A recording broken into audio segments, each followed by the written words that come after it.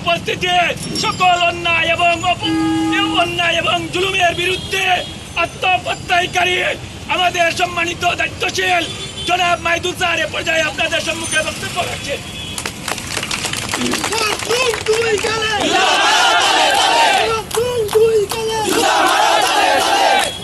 সম্মানিত সহকর্মীবৃন্দ এবং প্রিয় সিলেটবাসী, আপনারা সবাই জানেন এই সিলেট মেডিকেল বিশ্ববিদ্যালয়ের নাম পরিবর্তন করে বঙ্গমাতা শেখ মুজিবুন্নেছা মুজিব মেডিকেল বিশ্ববিদ্যালয় করা হয়েছিল, যা সিলেটবাসী মেনে নেয় নাই।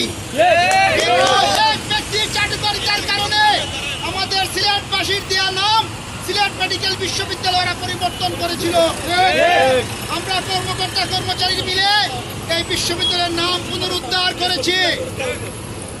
আমরা আবার এই বিশ্ববিদ্যালয়ের নাম সিলেট মেডিকেল বিশ্ববিদ্যালয় করেছি।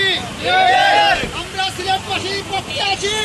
আমরা চাই এই সিলেটবাসী আমাদের পক্ষে থাকবেন, ন্যায়ের পক্ষে থাকবেন। এই বিসি সাবেক স্বৈর শাসক প্রধানমন্ত্রী শেখ হাসিনার চোখের ডাক্তার,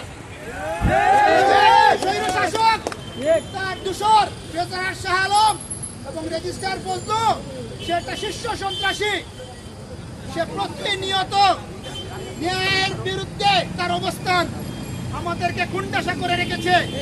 আমরা চাই এই স্বৈর শাসনের অবসান। সিলেট মেডিকেল বিশ্ববিদ্যালয় সংস্কার হবে।